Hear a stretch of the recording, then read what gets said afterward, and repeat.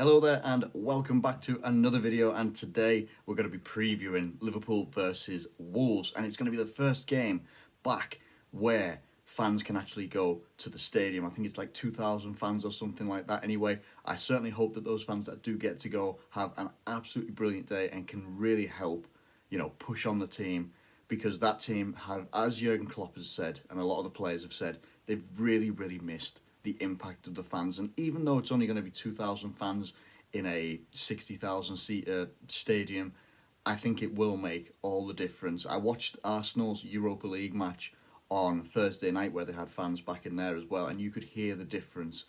There's just the difference, the instant reactions to goals and stuff like in terms of the sound and actually having the fans there applauding and stuff like that. It just seems to make such a big difference.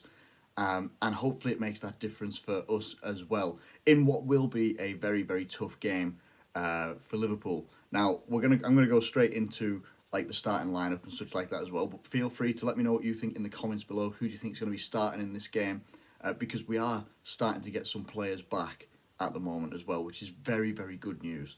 Very good news. But we're still gonna I'm still gonna err on the side of caution a little bit in terms of the starting 11 and such like that. But even so, I think it's good news that we're starting to get some players back. Not everybody, but getting them back in, and then we can hopefully start to, field something closer to a full strength 11 anyway. So let me know what you think in the comments below, and also let me know what you think as well, what you think the result will be as well. Because I fully respect Wolves very much. They are a very good team, a very difficult team. But they play nice football as well, but defensively they always tend to be pretty good as well. So it's gonna be, whenever we've come up against Wolves, it has been difficult. It really has been difficult. Now the one thing with Wolves that I will say, obviously coming into the game for Sunday, is obviously Raul Jimenez will not be playing.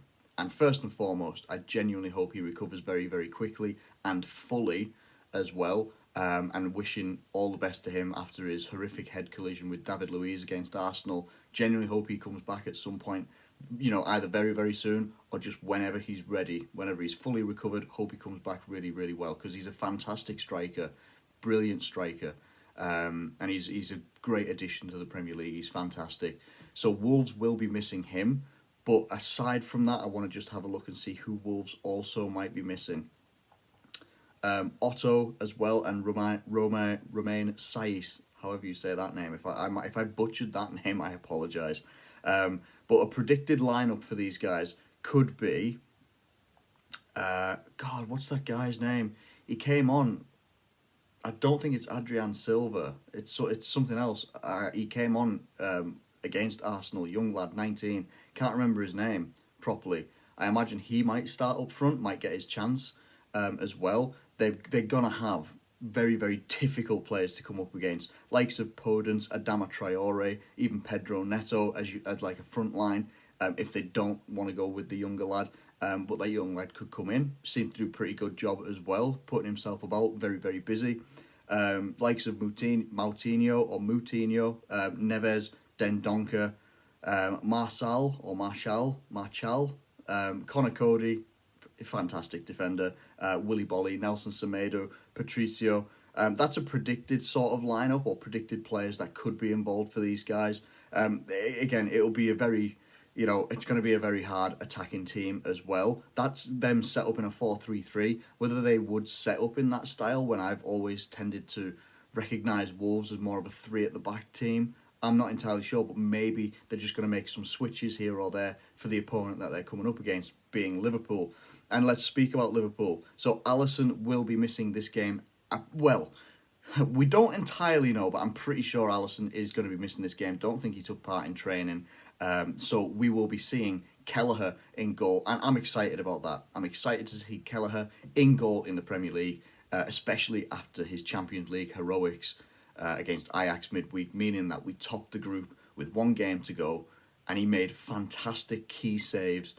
But not just that, his distribution was very good as well. Not on Alisson level, but he's, 22 years old or something like that. He made some fantastic saves, good distribution, looked confident, looked calm. He honestly looked like the calmest lad on the pitch out of all of our players, and it was fantastic to have that sort of presence in goal while Alisson is, I think he's only going to be missing maybe the Wolves game at the weekend. Probably won't play the Champions League game because it's a nothing game. We don't need to win it. We'll probably play a completely different lineup. So Alisson will get afforded a little bit more rest. So Kelleher, fantastic. I'm happy to have him in goal. I think he's done really, really well. And I look forward to seeing him in goal as well. Nat Phillips and what's the name? Nat Phillips and Matip as a potential centre-back pairing, I'm a fan of. Nat Phillips is just such a natural, I say natural defender. I know what I mean, and I'm going to try and explain it.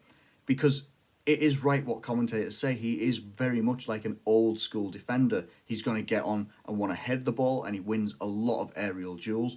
But even when he has to go to the floor or make a standing tackle, tends to come away with the ball. He isn't blessed with the most pace. And maybe that is something that could get exposed against a team like Wolves. But Nat Phillips has been absolutely exceptional whenever he's come in. He always tends to put in a man of the match performance. And I would expect no different at this point. I think he's brilliant to come in. Alongside Joel Matip, those two could be very good. Aerial presences, and obviously Matip, I think, has got the edge in terms of passing and passing range and ability. But I'd be very, very happy with that centre-back partnership. The only way that would change is if they decide to play Fabinho at centre-back with either Nat Phillips or Matip, which maybe to give that little bit more pace, but also to give those spraying balls, like long distance, to maybe set off the likes of Salah, Mane, Jota, whoever. Maybe they might do that instead. But I would actually prefer it. If we've got the options of Nat Phillips and Matip and we can put them in a partnership, I would prefer to have Fabinho into the midfield. That's my personal opinion. Let me know what you think in the comments below. Now, at right back, Trent Alexander-Arnold is actually back in training, which is fantastic news. It was only yesterday being Friday, that I think he was pictured in training, taking part in full training, stuff like that. Could be available, might at least be in the squad. Whether he starts the game or not, I'm not entirely sure. He's been injured, out for a while. What was it, Man City? So it's been quite a long time. Missed the internationals, missed quite a lot of games at this moment in time. For him to come straight back in to face a team like Wolves, who've got a team with the likes of Pedro Neto, Podence, Adama Traore. While Traore probably wouldn't operate on his side, still tricky players. Maybe we might go with Nico Williams. Could be a good shout. I'm not opposed to it. He had a fantastic game against Ajax midweek. I'm not opposed to it either. I think it would be really, really good. Either way we go, as long as Trent Alexander-Arnold isn't rushed back and he starts the game, then that's fine. Don't want to exacerbate the injury, but I'm happy with Nico Williams or Trent. Let me know what you think. Andy Robertson, for me, it's got to be him at left back, because I don't think he's going to be playing Champions League next week, because it doesn't matter. Probably play Tsimikas in that game. So then we move into the midfield, and when I say, having Nat Phillips and Matip as your centre-back partnership, I'd love to see Fabinho and Henderson as your holding players. Absolutely nothing against Gini Wijnaldum whatsoever, who absolutely ran his arse off against Ajax. But because of how hard he worked against Ajax, maybe it'd be good for him just to have a little, start on the bench and can maybe come on as an impact player later on, because he was absolutely everywhere. I'm not saying that he was knackered or anything like that by the end of the game. I'm sure he wasn't, but maybe just to get a little bit of recovery in those legs might be a good idea if we get the opportunity to, and to switch out with maybe Jordan Henderson or Fabinho later on. Could be a good idea. Then we move into, I'm playing this as if it's a 4-2-3-1 as well. And I think that the front four would stay as the front four. We know who they are. Salah, Firmino, Mane, and Jota mainly as that central person instead of Firmino. And I think that works a lot better, because Firmino being a little bit deeper behind the striker, a little bit, it harks back to how he used to play more at Hoffenheim. Takes away that centre-forward responsibility from him. Jota is banging goals in left, right and centre. And Firmino is such a good creator, but also someone that can carry from deep, help out those guys. If it's Henderson and Fabinho as your holding guys, he can come from deep. His dribbling ability is fantastic. Saw that on display a little bit against Ajax as well. And carrying the ball forward and setting off those guys that are in front of him, like Mane Salah, Jota. It makes sense for me to have Jota as your central guy. He's not the biggest guy of all time, but doesn't need to be at this moment in time. He scores headers, he scores with his feet. He's absolutely exceptional. He's fantastic, in great form at the moment. And for me, it feels a little bit like we're going to see maybe goals from Mane, maybe goals from Salah, because it just feels like those guys haven't, they haven't got goals recently, not a great deal, at least anyway. It seems like they're chomping at the bit to want to be getting these goals, getting on the end of these created chances, and I think that it could come against Wolves.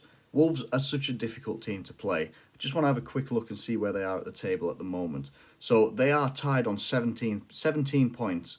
They're tied with 4 other teams as well, those teams being Everton, Southampton and West Ham.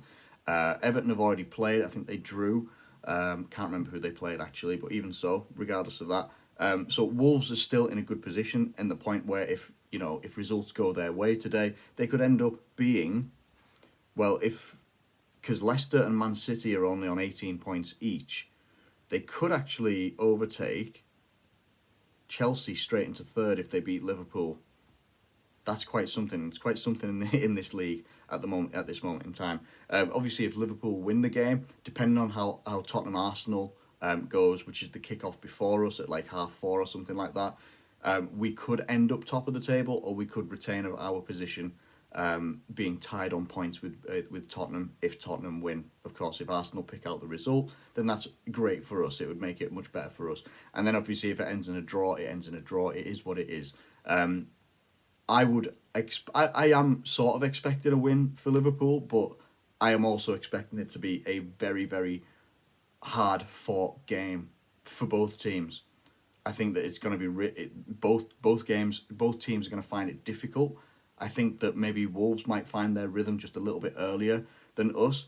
We might come into the game a little bit more, maybe 10 to 15 minutes in, start finding our rhythm, or we might get impacted by the fans early on. We could hit the ground running, but when we've done that recently, we hit the ground running for like 10, 15 minutes, and then we start to drop off a little bit, and then the other team starts to come in. And we see that against Ajax. Ajax is probably the best example. Their pressing game was absolutely ridiculous. The first half, I think they had us for possession 60% to 40%, which doesn't really happen to us. We don't really concede possession a great deal. I don't care about conceding possession to other teams as long as Liverpool go out there and pick up the points, whether we pick up a draw or you pick up a win. As long as we do that, then I'm totally fine with conceding possession to another team, because possession doesn't win you a game. It's the goals and the chances that you create that help you win the game, or give you the best opportunity to win the game as well. For me, I think if we go that sort of lineup that we have, or that I've gone through here, I think we've got the best chance of winning. I think it's a good attacking lineup. I think it's good defensively as well, and I think it's also good at trying to win that midfield battle. Their midfield is a very battling midfield as well, but they've also got people that can pass the ball really well, get some good chances out, getting them out to the wings, to the likes of maybe Traore, Podence, Neto, whoever it might be. And then they could have a big man in the middle. I'm not entirely sure they will, whether it is going to be that young lad, or maybe they'll take someone like Podence or like Neto, maybe put them central and try that. That could be something that they go for here. It's going to be tricky. It's going to be a really, really tricky game. I don't think it's going to be a clean sheet for Liverpool. I'm thinking similar to what I was thinking previous when I was doing my preview for Ajax, and I previewed Ajax and I said that we would win the game 2-1, but I felt that a draw could happen. I do feel that a draw could happen here, because Wolves are so stifling, so difficult sometimes to break down depending on how they set up as well. But I'm going for a 2-1 Liverpool win in this game. I think it's going to be end to end. I think it's just going to be attack after attack from both teams. And I just think whoever takes their chances the most or the best will win the game. And I'm hoping and feeling that that will be Liverpool. But let me know what you think in the comments below. Thank you ever so much for watching this video. If you have enjoyed it, please do feel free to like it and subscribe. If you are new around here as well, please do feel free to get your comments in as well about the starting lineup, about the game that's coming up, maybe even about Wolves, and also about the great thing of fans being back in the stadium. Thank you ever so much for watching. Do take care, have a great rest of the weekend, and I will catch you later.